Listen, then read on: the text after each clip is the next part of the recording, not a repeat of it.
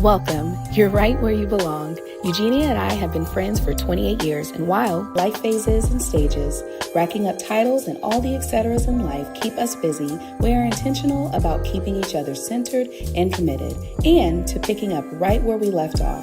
After all, it's our life support. Welcome back to Life Support. Today we're talking about goal setting, but not the kind that ignores real life. We're talking about setting business goals when you're a mom first. When school schedules matter, when sick days pop up, when mental load is real, because a lot of goal setting advice wasn't made with motherhood in mind. And this episode is about rewriting that narrative in a way that actually works for our lives. This conversation is for moms who have ambition, ideas, and dreams, but also kids who need them, households to run, and energy that isn't unlimited. We're not talking about scaling at all costs or pushing through exhaustion. We're talking about creating business goals that respect your season, protect your grace, and allow progress without burnout. Before we dive in, let's check in. So on a scale from 1 to 10, how realistic do your current goals feel right now, Alexis? On a scale of 1 to 10, I'm going to say I would say they feel like an 8. But right now, here today, they probably feel like a 2 because I know that it is going to require a certain level of consistency that I am really crawling to as the new year has progressed. What about you? Yeah. Honestly, I would say probably like a 5. I believe in them. I just don't always have the capacity, if that makes sense. I want these things to matter to me, but some days my energy is like already spoken for before I even get to myself. So between the kids and like the mental load and keeping everything moving, my goals don't always get my best hours. And I'm sure you can relate to that. Yeah, I've had to realize that doesn't mean that goals are wrong. It just means that the season requires more flexibility. So right now, progress for me looks a little smaller. It looks a little slower, but I'm learning to let that be enough. Motherhood changes how we set goals. Our time isn't fully ours anymore. Our focus gets interrupted and our capacity changes from week to week. That doesn't mean we're less capable. It means our goals need to be more intentional. If you've ever felt like you failed at a goal because life happened, this episode is definitely for you. Amen. Goal setting as a mom can't look like rigid timelines, all-day work blocks, and ignoring family needs. Instead, it has to look like flexibility. It has to look like grace. The goal is learning how to build goals and make room for both. So traditional goal setting may not work for moms because it assumes consistent time and energy. Most goal setting advice is built around uninterrupted focus, predictable schedules, and personal time that actually stays personal. Moms rarely have that luxury. So I'll plan to batch content or work on the podcast during quiet time, because I do have my son at home with me. And sometimes he, may be cranky and not want to take his nap. Or also if I have to pick up a kid early from school or something like that. So my time that I plan to work may not work out. Also, let's say a mom might set a fitness goal, like working out 5 days a week. But no one factors in like the school drop-offs or the school pickups or the after-school activities, or if, you're just sheer exhausted. Another example is if a mom may set a business goal to think that maybe she'll work in the evenings, but sometimes by 8 p.m., she's mentally done. So traditional goal setting assumes that I have the same capacity every day. And honestly, that's just not how motherhood works. Yeah, I agree. I definitely feel like most days I am on a wish and a prayer. That's Yeah. 100% honest. Sometimes I find myself afraid to even set goals out loud for the day Hmm. because it often feels like even though I've planned, even though I've prepared for, what is supposed to happen in the day, it usually doesn't go that way. And I feel like everything works and goes on schedule when it's things for other people. But when it comes down to like things that I need to do, magically someone will be sick. Magically, I will have to run an errand. Magically, something will happen where it just kind of creates a blockade for me to complete that goal in the time that I allotted, knowing that my time is limited. So I feel Right. like setting the traditional goals or, making traditional goals can kind of be a whirlwind of chaos and sometimes create a level of disappointment because then if it doesn't happen, I feel more defeated than when I started. So a lot of Right. times I will have goals, of course, with grace, but I just won't even, I'll make a mental note of them and not even really talk about the things that are like super, super important that I need to get done because I feel like if I don't, then I'm not jinxing it Hmm. and it's likely to get done. So, Right. yeah, So moms don't necessarily live on like a 9 to 5 time. no. A lot of times we live on school calendars, right? Hmm. So, we always have to plan around school schedules and family rhythms. Yeah. Um, Let me see how to word this. And there's a lot to be said about that too, because a lot of times when you're chasing your goals and you have career ambitions and things like that, a lot of consideration doesn't go into the mom life of it all, because Hmm. even when we are showing up fully present in a career or business capacity, we still oftentimes are the default parent, for Right. a lot of people. I can't speak for all. I know, some people, they really have it nice and balanced. But, being the Hmm. default parent and, you know, stopping your schedule it happens, So it's Right. like you do have to factor in the dance, who has to bring cookies to the school, how can I factor that in and make sure that I'm getting to my meeting on time, or just all of Right. those different things. So it's another layer of goal setting and another layer of organization that has to happen for you to achieve these goals. Right. And I feel like if you're a stay-at-home mom, you're just automatically the default parent. Hmm. That's just True. like that's True. usually just how it works. Um, as a mom, your availability isn't really based upon your schedule. Like you said before, it's shaped by everything else: the school drop offs, holidays, half days, random no school days, like all of that stuff. Mhm. So your workday is honestly really just a few pockets of time between those things that you have going on. So for me, my workday definitely is just not a clean block of time. It's really just a few pockets throughout the day. So, I have two boys in school. I have one that's still at home with me. So after drop off, I might have this small window where I can answer emails or plan content or, work on things for the podcast. But I'm also watching the clock because I know that pickup is coming soon. So there's the in between stuff. There's the appointments, errands, school, emails, random things that always tend to pop up, right? And whatever I don't get done in that window has to wait because my attention has to shift right back to mom mode all the time. Right. So for me, I've had to stop setting goals like I have all day to work. And instead, I've really had to ask myself, what can I realistically do in this pocket of time? Sometimes it's one task, sometimes it's just progress and not completion. So I know so many moms listening are doing the same thing. They're building dreams in between school drop offs and snack breaks. So, yeah. Absolutely.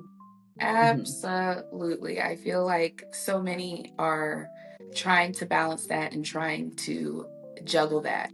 I feel like when that is life for you, setting Hmm. business goals that don't rely on hustle is going to be key. Instead, they are going to have to rely on creativity.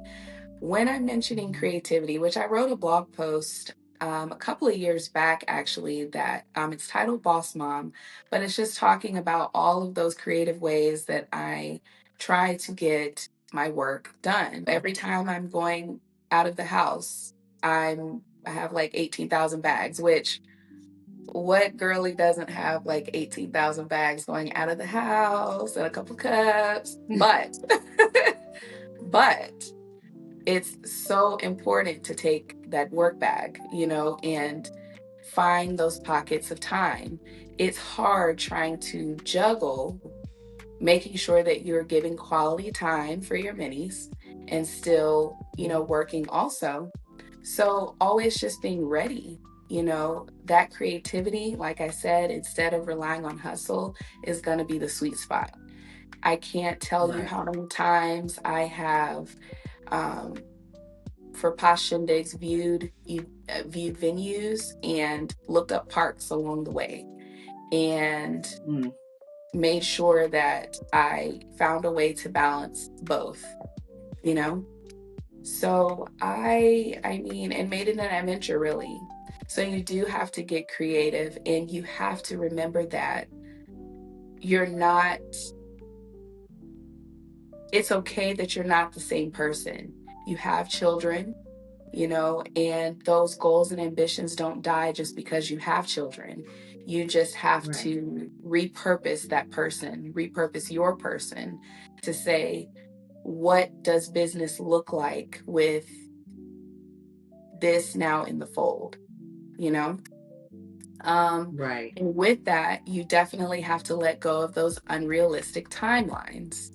Like you said, you cannot work all day, Hmm. and your time pockets are not going to be the same as the next. So for Right. me, I will say, I, while I am super tired and I am exhausted, I do try to dedicate one day to late night. So I Hmm. will just work, as long as I possibly can, one night a week to try to get some things done when the house is quiet and when I don't have, interference on a normal basis. So that has been a game changer for me. Like you said, those quiet moments. If I'm going in carpool, I will bring my laptop with me.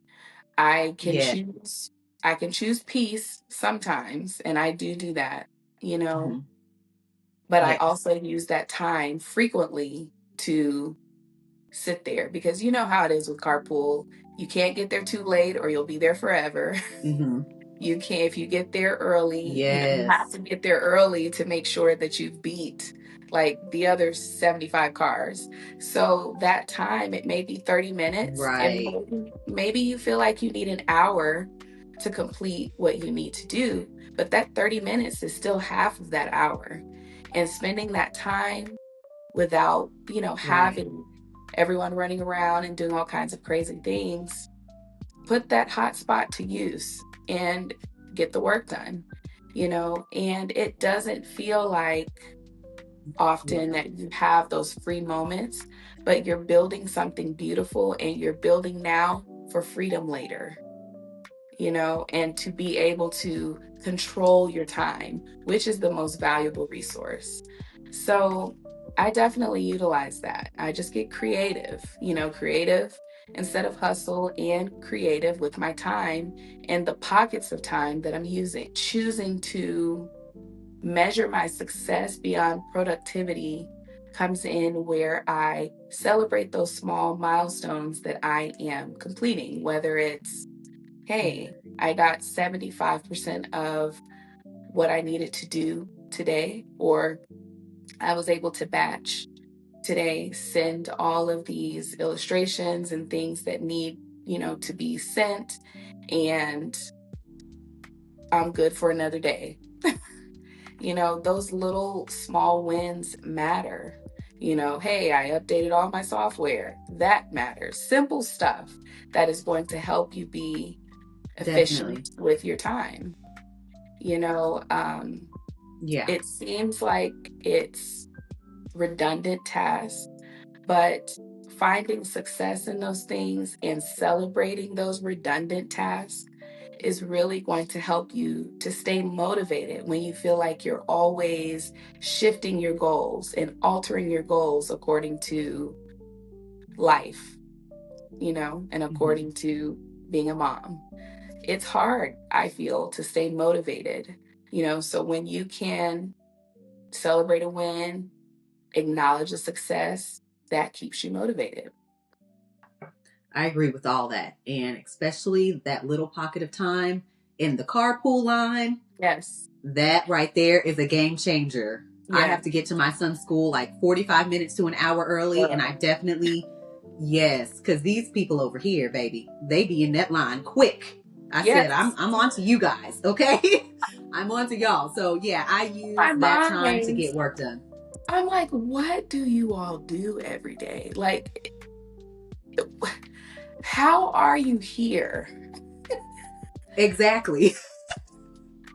this early? Like, do you know how much stuff the carpool line is just, I Yeah. can never, I actually started timing what is like the last little minute that I need to leave out of the house to get her on time so that Hmm. I'm not, the last car, but I'm not waiting either. Like I maybe Right. wait 5 minutes. And it's wonderful. It has been a game changer, except for Gabrielle is now mad with me because they want you to be the first car. Oh, well, yeah. Yeah, But it I'm works for honestly me, like one of the honey. first cars. I don't play no games, okay? I'm ready to get my kid and go. Yes, yes. So, yeah. Let's talk about why goal setting feels frustrating as a mom. Because it's not a motivation problem, it's often a design problem. Many goals are built assuming uninterrupted time, consistent energy, and full control over your schedule. Motherhood doesn't work like that. And when our goals don't match our reality, they become a source of guilt instead of direction. Here's the shift: goals should support your life, not compete with it. That means planning with your real schedule, not your ideal one. You just did a whole sermon just Did right I? there. Yes, you Yeah. did. Yeah. Look, I might have to pass the offering plate. No, that is so true. That is Mm-hmm. so true. So true. One of the most important mindset shifts is releasing the idea that goals have to be aggressive to be valid. Slow Mm. progress is still progress. And we say that all the time, but we need you Yes. guys to hear that because we're telling ourselves that. Yes. Flexible goals are still goals. So I'm going to say it again. Slow progress is still progress, and flexible Mm-hmm. goals are still goals. Some mom first goal setting reminders are: your goals should account for interruptions. Your capacity may change month to month. Mm. Rest and margin are part of the plan. Okay, rest is part of the plan. Yep. Success doesn't require constant output. Mm. So I will speak about past shindigs and some goals that I had to change. I realized that manpower wise, I was stretched so thin, Mm. and physically doing events was not ideal for me to be able to spread myself over all of the different things that I was responsible for. So I have continually been working towards completely converting Posh Shindigs to consulting and consulting only when it comes to events, marketing, things of that nature. I did have a timeline for getting it fully transitioned over. And while previously that type of timeline would have really had me just like panties in a bunch through the roof when I didn't make it, I have decided to really pace myself because Mm. even though that is something that needs to happen as in yesterday, life is ever evolving. So many things are Yeah. happening. Kids are getting busier. It's so much, you know? And so I have really decided to say I'm going to pace myself and have monthly tasks that I need to complete to be able to convert it. Like currently, I've started meeting with businesses and clients. There's like this cute coffee shop that is near my house and it's a small business, and I'm meeting with them soon to go over their marketing and really try to, go ahead and convert those small businesses to using Posh Shindigs for the consulting. So it's a lot that's going to go into it, but I know long term it's going to free me as opposed to hiring additional people to help me set up these grand scale events that become more stressful because we have 13,000 games and we're supposed to be in Cuba tomorrow for a tournament. You know what I mean? So I've really had to insert the grace, and I have had to accept the changes in my goals and what that looked Mhm. like to stretch it and really give grace where time was concerned. Once we were in it, for me, balancing kids and like moving from state to state every few years, and, my sister having a full time job and just real life, both her and I realized that it just like the pace that we were on wasn't sustainable for us. Um, so instead of forcing it, we made the decision to pause, to rebrand, and really reanalyze how we want to move forward. Um, and that process has been slower, but it's been more intentional. Um, you know, we're kind of asking different questions now, like what actually fits our life, what's realistic long term, what's going to allow us to show up consistently without burning out. And so, during that, the goal of having our boutique never went away. It just matured, if that makes sense. And during this process, there's been a lot of unlearning, letting go of how we thought things should look, and accepting how they actually need to look right now. So this season for 8692 Boutique is not about rushing growth. It's more so about building something with me, I guess, as a mom, and not to compete with motherhood. You know what I mean? So, I love yeah, that. yeah, Yeah. Which really, in essence, is sustainability. for sure. Yeah. Yeah. When setting business goals as a mom, it helps anchor them to seasons instead of strict deadlines. School calendars, holidays, summer breaks, and 6 seasons all matter. Ignoring them does not make you more disciplined. It makes your goals unrealistic. So, goal setting that respects motherhood might look like planning lighter goals during high demand seasons, building in buffer weeks, expecting slower momentum at times, and revisiting goals instead of abandoning them. I like that. So, this isn't lowering standards, it's building sustainability, like you mentioned. So, Oh, yeah. oh, Yeah. that is good. I love all of that. I love all of Mhm. that. Mental load plays a huge role in goal setting, and it's often overlooked. When your brain is already full, adding complex goals can feel overwhelming instead of motivating.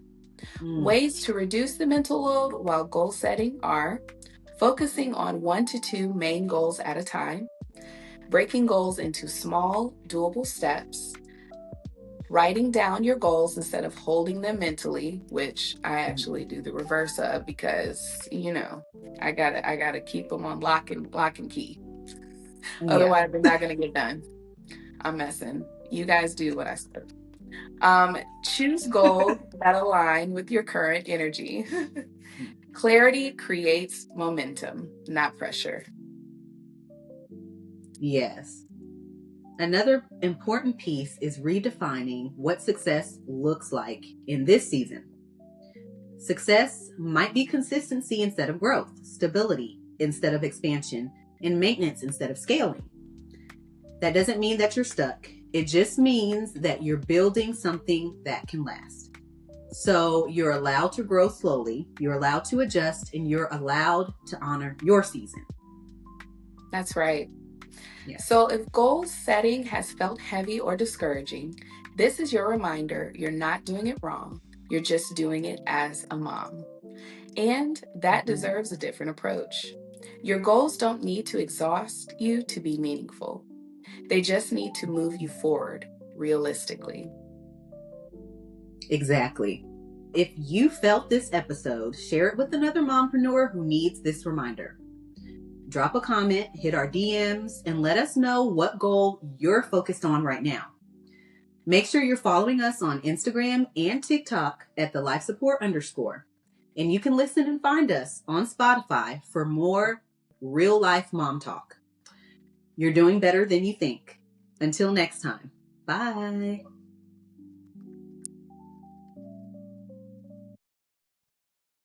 If this episode inspired you, we'd love to hear your biggest takeaway. Slide into our DMs on Instagram at the Life Support _. If you haven't yet, make sure to like and subscribe so you never miss a Power Hour pep talk. And leave a comment. It helps other mamas find us and transforms one mom's hustle into all of our community boosts.